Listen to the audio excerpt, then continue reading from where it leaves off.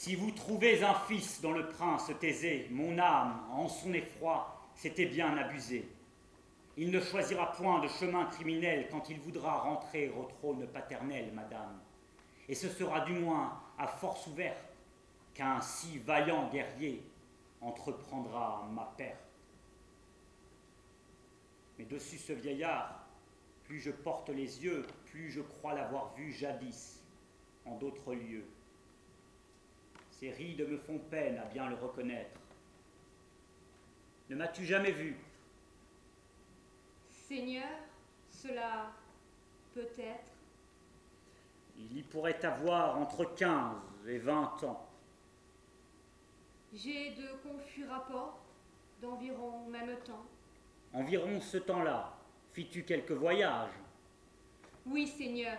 Amphocide est là, dans un passage. Ah, je te reconnais, ou je suis fort trompé. C'est un de mes brigands, à la mort, échappé, madame.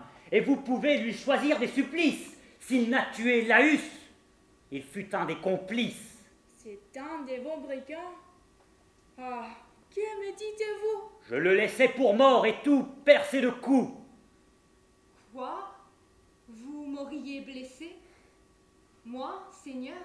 Oui, perfide, tu fis, pour ton malheur, ma rencontre en Phocide, et tu fus un des trois que je sus arrêter. Dans ce passage étroit, tu marchais le troisième.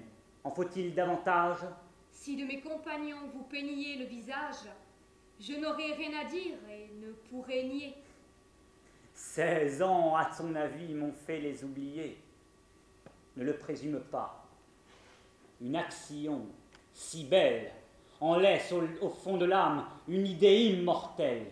Et si, dans un combat, on ne perd pas de temps à bien examiner les traits des combattants, après que celui-ci m'eut tout couvert de gloire, je sus, tout à loisir, contempler ma victoire. Mais tu n'iras encore et n'y connaîtras rien. Je serais convaincu si vous les peignez bien. Les deux que je suivis sont connus de la reine. Madame, jugez donc si sa défense est vaine. Le premier de ces trois, que mon bras sut punir, à peine ne méritait un léger souvenir. Petit de taille, noir, le regard un peu louche, le front cicatrisé, la mine assez farouche, mais homme, à dire vrai, de si peu de vertu, que je le vis abattu dès le premier coup. Le second, je l'avoue, avait un grand courage, bien qu'il parût déjà dans le penchant de l'âge. Le front assez ouvert, l'œil perçant, le teint frais, on peut en voir en moi la taille et quelques traits. Chauve sur le devant, mêlé sur le derrière, le port majestueux et la démarche fière. Il se défendit bien et me blessa 2 fois, et tout mon cœur s'émut de le voir aux abois. Vous pâlissez, madame? Ah, Seigneur, puis-je apprendre que vous ayez tué Laïus après Nicandre, que vous ayez blessé Phorbas de votre main, sans affrémir d'horreur, sans appalir soudain? Quoi? C'est là ce Phorbas qui vit tuer son maître?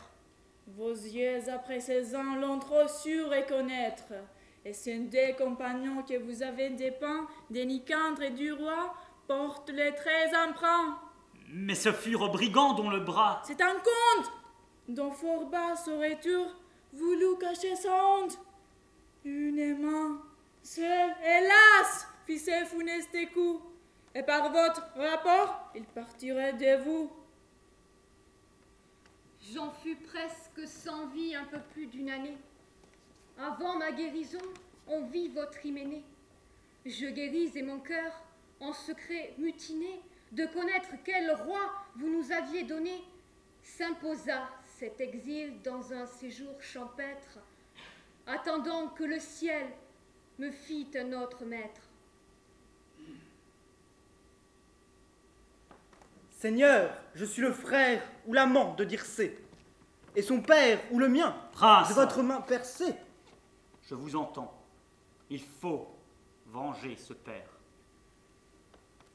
Et ma perte à l'État semble être nécessaire, puisque de nos malheurs la fin ne se peut voir, si le sang de Laüs ne remplit son devoir. C'est ce que Thérésie avait voulu me dire. Mais ce reste du jour souffrait, que je respire. Le plus sévère honneur ne saurait murmurer de ce peu de moments que j'ose différer. Et ce coup surprenant permet à votre haine de faire cette grâce aux larmes de la reine.